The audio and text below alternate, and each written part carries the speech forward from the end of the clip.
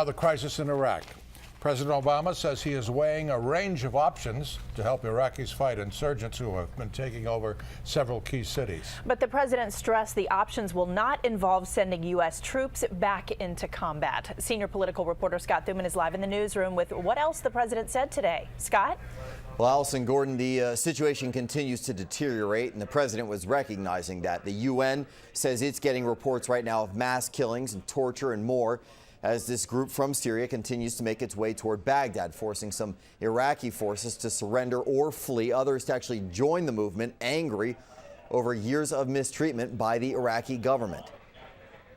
Inside the Oval Office today, a meeting of national security advisors, the U.S.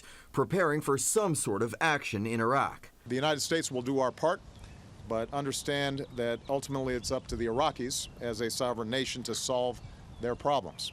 A big caveat and clear edict that the U.S. won't put ground troops in combat, but must keep this al-Qaeda-inspired ISIL from taking Iraq and posing a serious threat to America. They are so awful that they got kicked out of al-Qaeda. Think about that for a moment. Senator Mark Warner today telling me he too is deferring to military leaders for advice, but it may be choosing the lesser of multiple evils. So far, in terms of the options laid out, it's bad and worse and worst. You have good options to take them out if you were told to do so. Our job is to provide the commander-in-chief options. We are doing that. As hundreds rush to join the army and defend their homes, critics say the crumbling of Iraq and opportunity for such terror groups was all but guaranteed when U.S. forces pulled out completely. If I sound angry about it, I'm sorry, but I know too many of these people. I've met too many at Walter Reed that have been wounded.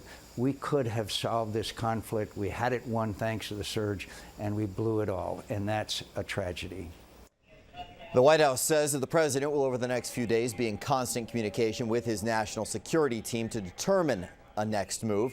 Drones, airstrikes, more arms, all these are being debated. But as you heard, the president insisting Iraq must form a political plan void of longstanding corruption that hand in hand with military intervention could actually solve some of these problems. Allison.